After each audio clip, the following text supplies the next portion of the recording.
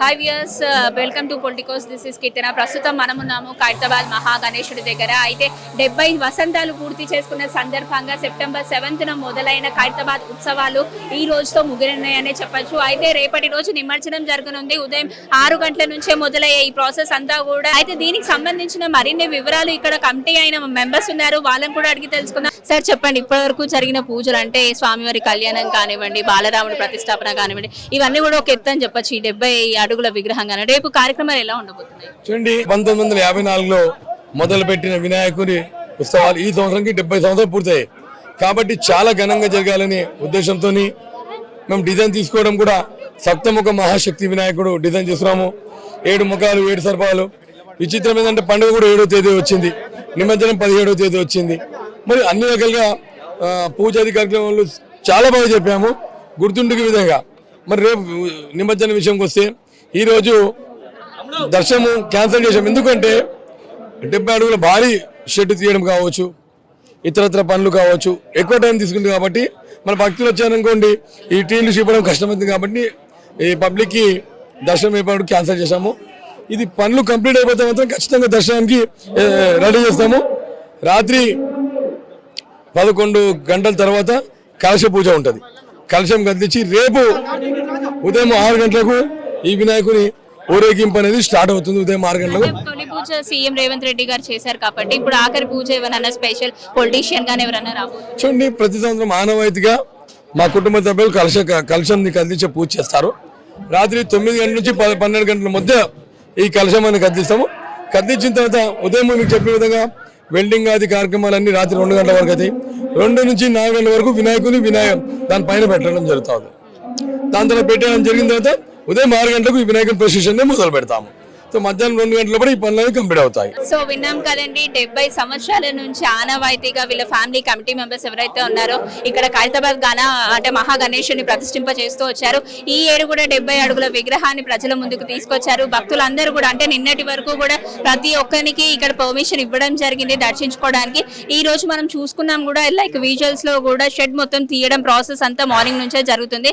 అయితే ఇవన్నీ తీసిన తర్వాత రేపు ఉదయం వీళ్ళ ఫ్యామిలీ మెంబర్స్ అంటే కమిటీ మెంబర్స్ ఎవరైతే ఉన్నారో వాళ్ళందరూ కూడా కలశం కొంచెం జరిపిన తర్వాత ఉదయం 6 గంటల నుంచి ఊరేగింపు కార్యక్రమం అన్నది మొదలవుతుంది. ఎక్కడ చూసుకున్నా కూడా పోలీసుల బందోబస్తు కూడా చాలా ముమ్మరంగా సాగుతుందనే చెప్పొచ్చు. రోజు మేయర్ గా నేను అన్ని లేక్స్ సిటీ లోపల ఎన్నైతే బేబీ పాండ్స్ ఎన్నైతే లేక్స్ ఉన్నాయో అన్ని కూడా సందర్శించడం జరిగింది. సో ఈ రోజు మీరు అందరు చూసినట్టయితే మేము ప్రిటీ మచ్ రెడీగా ఉన్నాము. మీరందరూ చూసినారు, మీరు కూడా ప్రెస్ వాళ్ళు కూడా మీరందరూ కూడా విజిట్ చేస్తున్నారు. సో ఆల్ లేక్స్ కానివ్వండి, ఇవాళ లైటింగ్స్ కానివ్వండి, ఇవాళ సేవ్ అన్ని departments, I would say from GHMC to R&B to electricity to water works to the police department. So all departments ని మేము కలుపుకుంటూ ఈ రోజు ముందుకు వెళ్తున్నాము. అన్ని పనులు కూడా పూర్తి అయిపోయాయి. సో మేము అన్ని సాఫీగా ఈ రోజు నిమజ్జనంకి వచ్చే ప్రతి ఒక్క నిర్వాహకులు, ప్రతి ఒక్క భక్తుడికి ఏ ఇబ్బందులు రాకుండా అన్ని సాఫ్గా జరిగేటట్టు కూడా అన్ని ఏర్పాట్లు ఆల్మోస్ట్ ఫినిష్ అయిపోయాయి. ఈ రోజు 10,500 శానిటేషన్ వర్కర్స్ ఈ రోజు పనిచేస్తున్నారు. ఆ రోజు స్పెషల్లీ రేపు నిమజ్జనంకి 2,000 స్వీపర్స్ ఉంటారు, 10,500 శానిటేషన్ వర్కర్స్ ఉంటారు. సో ఎవ్రీ 3 to 4 ఫర్లాంగ్ లోపల మనకి ఒక టీం ఉంటుంది విత్ ఒక సూపర్వైజర్ ఉంటాడు, ఒక 21 మెంబర్స్ ఆఫ్ వీళ్ళు ఉంటారు, స్వీపర్స్ ఉంటారు. సో ఆ టీమ్స్ కూడా రెడీగా ఉన్నాయి. ఎక్కడ పడితే అక్కడ మీరు కంట్రోల్ రూమ్స్ కూడా మేము ఏర్పాటు చేయడం జరిగింది. అండ్ అంటే రోడ్ పైన and also health teams, health కూడా సంబంధించిన మాకు health mobile toilets are very important. ఇక్కడ ఆడవాళ్ళకి కానివ్వండి, మగవాళ్ళకి కానివ్వండి, మనం ఎన్నో 160 పైకి మొబైల్ టాయిలెట్స్ కూడా అరేంజ్ చేయడం జరిగింది. సో ఎక్కడా కూడా ఏ భక్తుడికి కానీ నిర్వాహకులకి కానీ వచ్చే వాహనాల లోపల నిర్వాహకులు కానీ ఏ ఇబ్బందులు రాకుండా మాత్రం మేము అన్ని కూడా ఏర్పాట్లు చేయడం జరిగింది. మేడం, ఇప్పటి వరకు ఒక ఎత్తైతే ఈ సంవత్సరం వచ్చేసి 70 వసంతాలు అండ్ అటు 70 అడుగుల విగ్రహం ఎక్కడెక్కడి నుంచో ప్రజలందరూ కూడా ఇక్కడికి వచ్చి ఈ రోజు ఆఖరి రోజు కావడంతో చూడడానికి వస్తున్నారు. సో దీని గురించి మీ feeling ఏంటి? అవునమ్మా, చాలా సంతోషము. అంటే 70 సంవత్సరాలు పూర్తి చేసుకుంది ఇప్పుడు వినాయకుడు ఇక్కడ. చాలా అంటే ఒక ఆనవాయితీ అయిపోయింది. ఎక్కడెక్కడ నుండో రాష్ట్రాల నుండి వస్తారు మన వినాయకుడిని చూడడానికి. అండ్ మొన్న జరిగిన వరదల ప్రభావం కూడా ఆ విఘ్నేశ్వరుడు అందరిని ఆదుకోవాలని, ఎటువంటి ఆపద ఆటంకాల నుండి బయటకు వేయాలనేసి కోరుతున్నాము. చాలా సంతోషము. ఇక్కడ అరేంజ్మెంట్స్ అయితే బాగా చేసిండ్రు అందరూ. మేము కూడా, నేను జేహెచ్ఎంసీ కార్పొరేటర్గా గెలిచినప్పటి నుండి ప్రతి సంవత్సరము లడ్డు సమర్పించుకుంటాను. ఈసారి 7 హెడెడ్ వినాయకుడు అని చెప్పేసి నేను కూడా 7 కిలోల లడ్డూలు తీసుకురావడం జరిగింది. అంటే ఆ సంఖ్య చాలా, అంటే 70 ఇయర్స్ కావడము, 7th వినాయక చవితి రావడము, ఇవాళ 17th నిమజ్జన రావడము, 70 feet 7 హెడెడ్, ఇవన్నీ ఒక మంచి సంకేతం అనిపించింది. చాలా సంతోషం. స్వామివారి బ్లెస్సింగ్స్ తీసుకుందామని వచ్చినాం. ఓకే, అంటే జనరల్గా సామాన్య భక్తులకి ఎన్ని రోజులు, 3 రోజులకు ఒకసారి, 9 రోజులకు ఒకసారి ఇలా నిమజ్జన సమయాలు అన్నట్టుగా పెట్టారు. రేపు 11వ రోజు అవుతుంది. జనరల్గా ట్యాంక్ బండ్ అంటేనే ఇంకా ఆ రోజు నిమజ్జనానికి పెట్టింది పేరని చెప్పొచ్చు. సో ఇంతమంది వస్తున్నారు కాబట్టి భక్తులు కూడా ప్రత్యేకంగా శ్రద్ధ ఏమైనా తీసుకుంటారండి? డెఫినెట్గా అండి. ఎందుకంటే ఫస్ట్ ట్యాంక్ బండ్ మీద నిమజ్జన చేయొద్దు అనేసి మన స్టేట్ గవర్నమెంట్ చెప్పింది. కాకపోతే భాగ్యనగర్ గణేష్ ఉత్సవ సమితి వారు అండ్ మిగతా కమిటీస్ కూడా ఫైట్ చేయడం జరిగింది.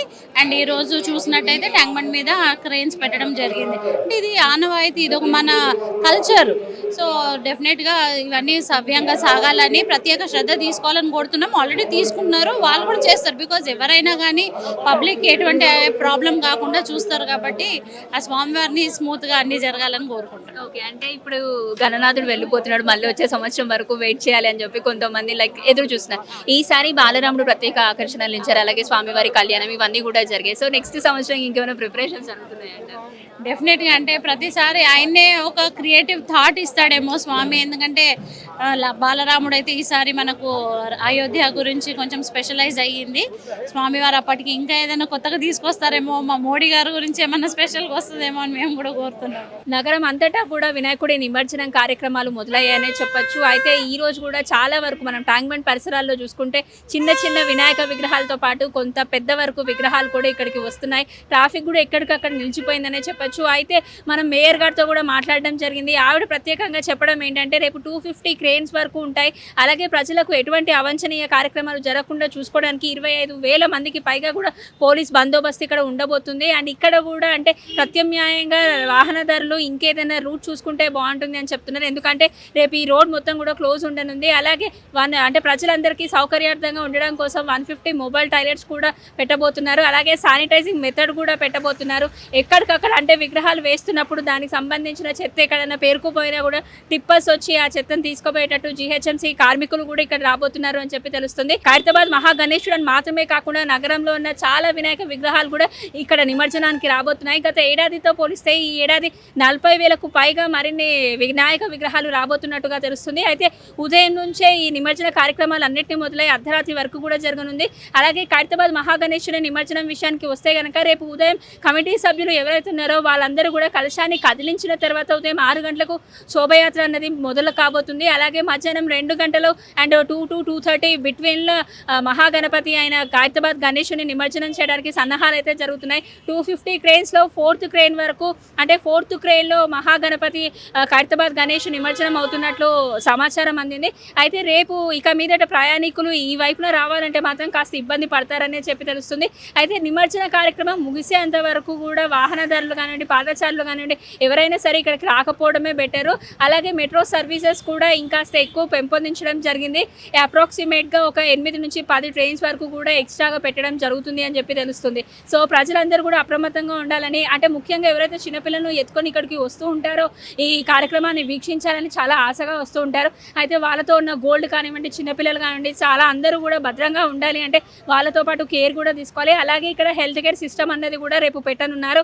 సో ఎవరికి ఎటువంటి అవాంఛనీయ కార్యక్రమం జరగకుండా, ఎవరికి ఎటువంటి ఇబ్బందులు కలగకుండా పూర్తిగా ఈ ప్రభుత్వం అన్నది అంటే ఒక దిశగా ప్రయాణిస్తుందనే చెప్పొచ్చు. ప్రతి ఒక్క కార్యకర్త ఇందులో మింగుల్ అవుతున్నారు. అలాగే జిహెచ్ఎంసీ కార్మికులు కూడా పొద్దున్న నుంచి రాత్రి వరకు కూడా ఇక్కడే ఉండనట్టు తెలుస్తుంది. ఎప్పటికప్పుడు క్లీన్ స్వీప్ చేసుకుంటూ ఏ చెత్త చెదారం ఇక్కడ మింగుల్ అవ్వకుండా, అంటే ప్రజలందరూ కూడా సుఖంగా సంతోషంగా ఉండాలని, ఎటువంటి హెల్త్ ప్రాబ్లమ్స్ కూడా రాకద్దని ముందస్తు చర్యగా హెల్త్ క్యాంప్ కూడా పెట్టడం జరుగుతుంది. వాళ్ళకి కావాల్సిన నీటి సరఫరా అందించడం కానివ్వండి, ఇవన్నీ కూడా అందుబాటులోకి రానున్నాయి. సో రేపటి వరకు కూడా వేచి చూద్దాం. రేపటి నిమజ్జన కార్యక్రమంలో ముందున్న అప్డేట్స్ మీకు అందిస్తుంది మీ పొలిటికోస్. అప్పటి వరకు చూస్తూనే ఉండండి పొలిటికోస్. ఇది ఇప్పటి వరకు ఉన్న అప్డేట్. వీడియో జర్నలిస్ట్ లోకేష్తో Keerthana reporting from Khairatabad, Tank Bund. Please subscribe to the channel and download the Politicos app from the links in the description.